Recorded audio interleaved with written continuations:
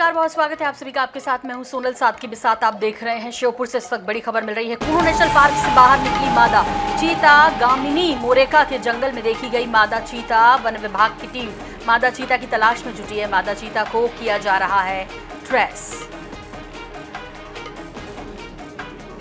तो श्योपुर से खबर है, मादा चीता को ट्रेस किया जा रहा है। श्योपुर कुनू नेशनल पार्क से बाहर निकल गई एक मादा चीता गामिनी मोरेका के जंगल में देखी गई है। दरअसल वन विभाग की टीम मादा चीता की तलाश में जुटी हुई है और इसे ट्रेस करने की कोशिश की जा रही है।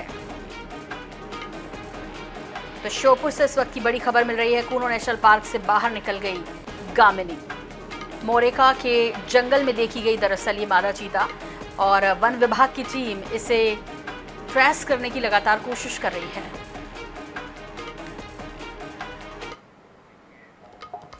बड़ी खबर राजधानी रायपुर से मिल रही है। जगत गुरु मनहरण दास ने जताया जेसीसीजे में विश्वास। सतनामी समाज के जगत गुरु है मनहरण दास। जेसीसीजे में शामिल हुए मनहरण दास। भाजपा ने किया समाज के साथ छल, जगत गुरु ने कहा।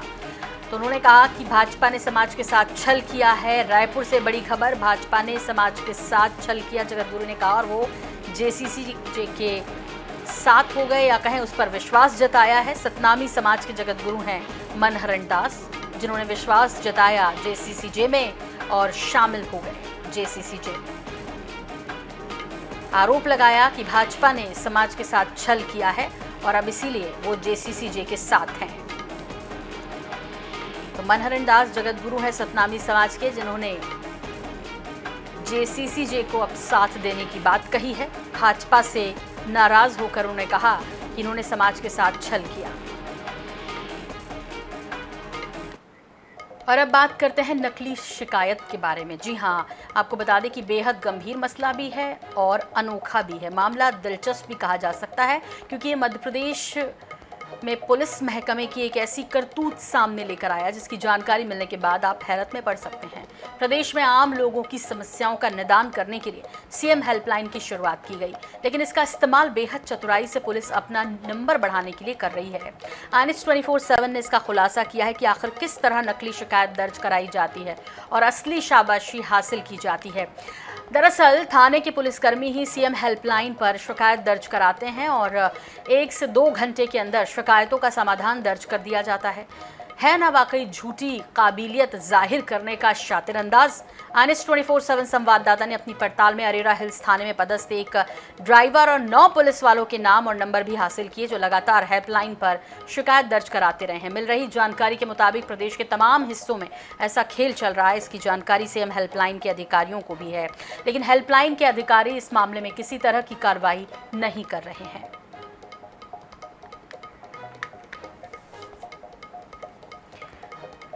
तो 1 से 2 घंटे के अंदर ही प्रॉब्लम सॉल्व भी हो जाती है। हो भी क्यों ना, क्योंकि खुद उनके ही ड्राइवर और कुछ पुलिसकर्मी इसमें लिप्त हैं जो कि शिकायत करते हैं और 1 से 2 घंटे के बाद अपने नंबर बढ़वा लिए जाते हैं कि भाई हमने तो देखिए जो सीएम हेल्पलाइन है वो वाकई कितने अच्छे तरीके से काम कर रही है। तो वो नंबर भी हम आपको दिखा रहे हैं जो कि शिकायत करते हैं। इन नंबरों से, फ़ोन नंबर के साथ बाकायदा उनके नाम भी इस वक्त आप टीवी स्क्रीन पर देख पा रहे हैं। ये कारनामा करने वाले कौन हैं? आरक्षक धर्मेंद्र, आरक्षक शुभम, आरक्षक राकेश, इनके फ़ोन नंबर भी हैं बाकायदा। ये शिकायत करते हैं और 2 घंटे में इनकी प्रॉब्लम सॉल्व।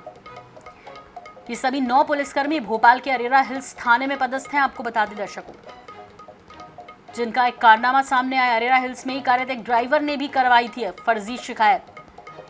कुल 10 लोगों से करवाई गई शिकायतों की जानकारी INH के पास है, जो कि फर्जी शिकायतें थी। इन नंबरों से एक नहीं, कई बार करवाई गई हैं शिकायतें।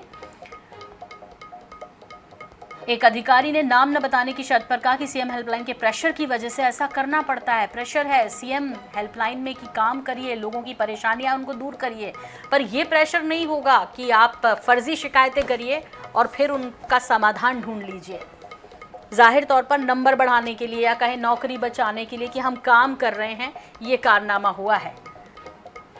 सीएम हेल्पलाइन के अधिकारी भी नहीं कर रहे हैं इस मामले में कोई कार्रवाई। आपको बता दें, पुलिसकर्मी ही करते हैं फर्जी शिकायत। फर्जी शिकायतों की वजह से नहीं हो पाती असली शिकायतों पर कार्रवाई, और मतलब जो वाकई जिसको ज़रूरत है, जो पीड़ित है, उसकी सुनवाई नहीं होती। लेकिन अरेरा थाना प्रभारी ने अपने थाने के पुलिस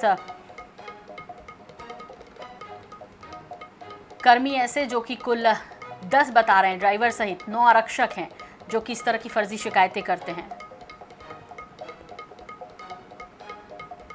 तो पुलिस प्रशासन ही पलीता लगा रहा है। दरअसल ये तो इसलिए शुरुआत हुई थी कि लोगों की जो समस्या उनका समाधान हो सके, जो नहीं पहुंच पा रहे हैं, अपनी शिकायत नहीं कर पा रहे हैं, या किसी संकट में, या उनको डर है कि शिकायत करने के बाद उन्हें परेशान किया जा सकता है या उनके ऊपर किसी तरह का प्रेशर हो सकता है, तो वो सीएम हेल्पलाइन का सहारा लेते हैं। लेकिन असलियत क्या है, INS 24/7 के कैमरे में कैद हो गई।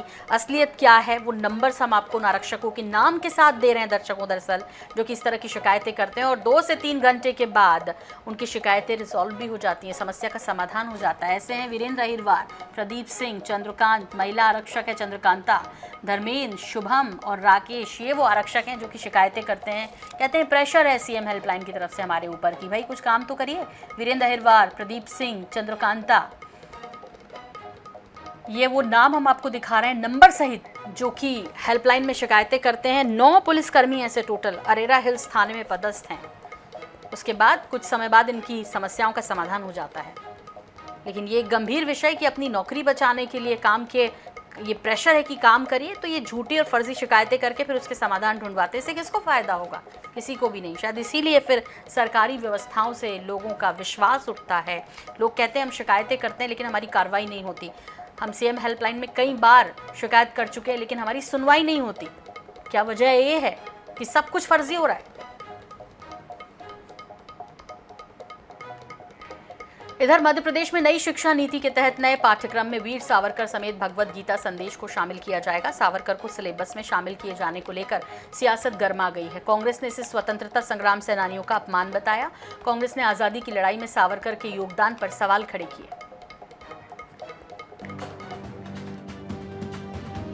मध्य प्रदेश के स्कूलों में वीर सावरकर का पाठ पढ़ाया जाएगा। महान पराक्रमियों को गलत बताया, ऐसे पराक्रमियों को बीजेपी की सरकार पढ़ाएगी। उन्होंने कहा कि कांग्रेस के कारण देश गुमराह हुआ है।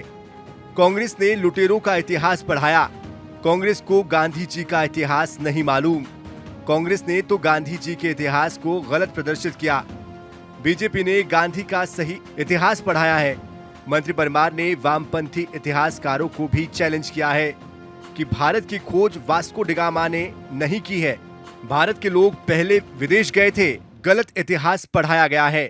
वीर सावरकर हमारे उन महान क्रांतिकारियों में से है जिनको एक एक जन्म में 2-2 आजन्म कारावास की सजा हुई है। और 1857 का जो हमारा स्वतंत्रता संग्राम था, पहले लेखक हुए जिन्होंने 1857 के आंदोलन को स्वतंत्रता संग्राम कहा, नहीं तो लोग गदर ही कहते थे। इसलिए भारत की आज़ादी में उनका अपूर्णीय योगदान है और इसलिए उनको समाज जीवन में हर जगह पर सम्मान मिलना चाहिए।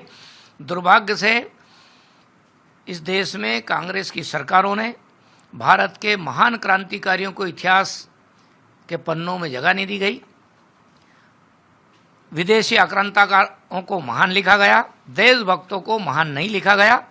राष्ट्रीय शिक्षा नीति 2020 भारत केंद्रित शिक्षा पर काम कर रही है। यानी अब देश के लिए काम करने वाले देश के हीरो वो बनेंगे, उनका हम बच्चों को पढ़ाने का काम करेंगे और इसलिए कई महापुरुषों की जीवनियां हम जो नया सारा सिलेबस बनेगा उस सब में जोड़ेंगे। वही सरकार के सावरकर को पढ़ाए जाने के मामले में कांग्रेस विधायक आरिफ मसूद का ये कहना है कि राज्य सरकार स्वतंत्रता संग्राम सेनानियों का अपमान कर रही है। सावरकर को किस हैसियत से शामिल करना चाहते हैं, ये बड़ा सवालिया निशान है और बहुत अफसोसजनक है। सावरकर की कहीं कोई भी पृष्ठभूमि में हमने जो आज तक पढ़ा, उनके खुद के पत्र पढ़े हैं जिस पे अनेक बार पत्र सोशल मीडिया पे आ चुके हैं जो अंग्रेजों से उन्होंने माफ़ी मांगी है। और ऐसे व्यक्ति का इतिहास में जोड़ना ये शर्मनाक है और फ्रीडम फाइटर्स की तौहीन है। प्रदेश में आगामी विधानसभा चुनाव को देखते हुए नए नए मामलों पर जमकर सियासत हो रही है।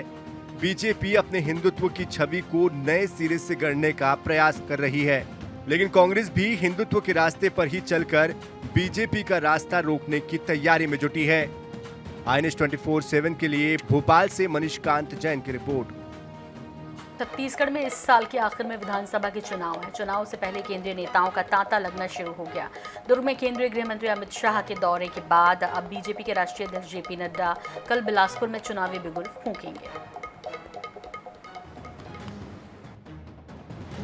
बीजेपी के महाजनसंपर्क अभियान के तहत राष्ट्रीय अध्यक्ष जेपी नड्डा शुक्रवार को बिलासपुर के रेलवे मैदान में विशाल जनसभा को संबोधित करेंगे। छत्तीसगढ़ भाजपा ने सभा की तैयारी पूरी कर ली है। सभा में 50,000 लोगों के शामिल होने का दावा किया जा रहा है। जेपी नड्डा का मिनट टू मिनट कार्यक्रम इस प्रकार है। भाजपा अध्यक्ष जेपी नड्डा आज बिलासपुर में। राष्ट्रीय अध्यक्ष जेपी नड्डा शाम 4 बजे इंदौर से रायपुर एयरपोर्ट पहुंचेंगे। रायपुर एयरपोर्ट में स्वागत के बाद हेलीकॉप्टर से बिलासपुर जाएंगे। नड्डा शाम 4:35 पर बिलासपुर एयरपोर्ट पहुंचेंगे। शाम 5 बजे रेलवे मैदान में सभा को संबोधित करेंगे। सभा के बाद सिंधु अमर धाम आश्रम पहुंचेंगे नड्डा। संपर्क से समर्थन अभियान के तहत साईं लाल दास से मिलेंगे। शाम 7:15 पर बिलासपुर से रायपुर एयरपोर्ट आएंगे। रायपुर आकर शाम 7:20 पर नई दिल्ली के लिए होंगे रवाना। भाजपा के राष्ट्रीय अध्यक्ष जेपी नड्डा के छत्तीसगढ़ दौरे को लेकर पूर्व सीएम डॉक्टर रमन सिंह ने कहा है कि उनके आने से भाजपा के पक्ष में वातावरण बनेगा। वहीं प्रदेश अध्यक्ष अरुण साव ने कहा है कि बिलासपुर में ऐतिहासिक सभा होने वाली है। नड्डा जी भी आ रहे हैं, राजनाथ सिंह जी भी आ रहे हैं। लगातार केंद्रीय नेतृत्व का छत्तीसगढ़ में निगाह है और उनके आने से निश्चित रूप से वातावरण बनेगा। जनसंपर्क महाअभियान के अंतर्गत 30 जून को पार्टी के राष्ट्रीय अध्यक्ष जगत प्रकाश नड्डा जी का बिलासपुर आगमन हो रहा है। निश्चित रूप से जगत प्रकाश नड्डा जी के आगमन से पार्टी के कार्यकर्ताओं में उत्साह आएगा और उसकी तैयारी भारतीय जनता पार्टी के कार्यकर्ता पूरी ताकत से लगे हुए हैं और निश्चित रूप से एक ऐतिहासिक सभा बिलासपुर में होने वाली है। बिलासपुर की आधी विधानसभा सीटों पर कांग्रेस का कब्जा है। ऐसे में राष्ट्रीय अध्यक्ष जेपी नड्डा आने वाले चुनाव की दृष्टि से चुनावी माहौल बनाएंगे।